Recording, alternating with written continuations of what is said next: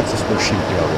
টিজারটা অসম্ভব সুন্দর ছিল, অসম্ভব সুন্দর ছিল আমার কাছে। আমি তো এটাই বললাম যে ঈদের ছবির টিজারগুলো দেখে আমার কাছে ফিল হচ্ছে যে না, আমরা মনে হয় এতদিন পরে যে না একটা সুন্দর দিকে যাচ্ছি, যে মাস পিপলের ছবি যেগুলো সেগুলো মানুষ যেগুলো পছন্দ করে দেখতে।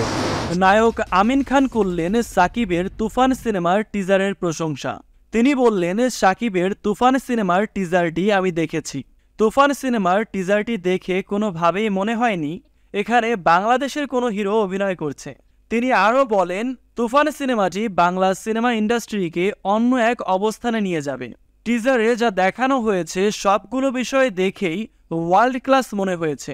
সাকিবের প্রশংসা করে তিনি বলেন, এটা অসম্ভব সুন্দর ছিল, অসম্ভব সুন্দর ছিল। এই ছবিগুলোর ট্রেলার দেখে আমার কাছে ফিল হচ্ছে না আমাদের চলচ্চিত্র ঠিক পথের দিকে মনে এগোচ্ছে।